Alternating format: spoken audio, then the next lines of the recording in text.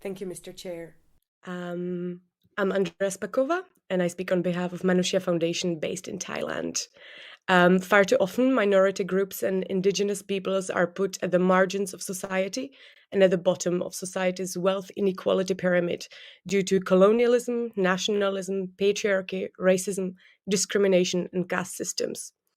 That puts them at a particular risk when encountered with business activities that don't respect international human rights standards. Their position is made even more vulnerable through the unequal impacts of climate change these frontline communities often experience.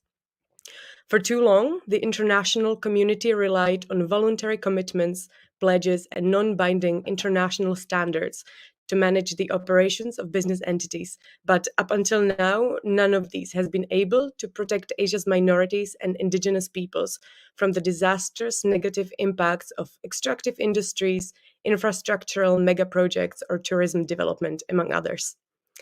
Minority and indigenous environmental defenders also face harassment, threats, criminalization, and extrajudicial killings by businesses when defending their rights, livelihoods, and land.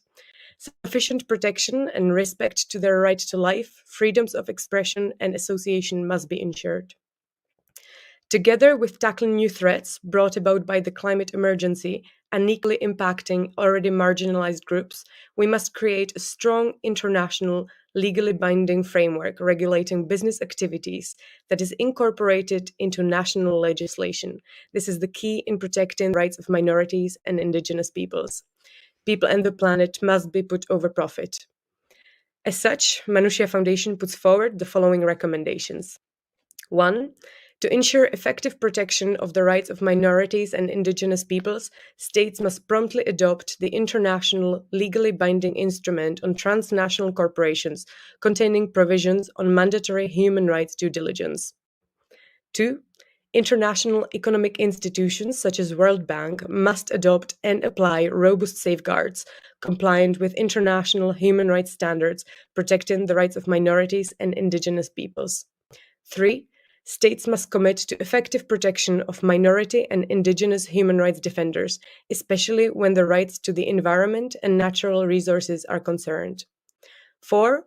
All states must also recognize indigenous peoples' collective right to self-determination and their free, prior, and informed consent. These two elements must also apply to any climate action that impacts indigenous peoples and local communities. Thank you very much.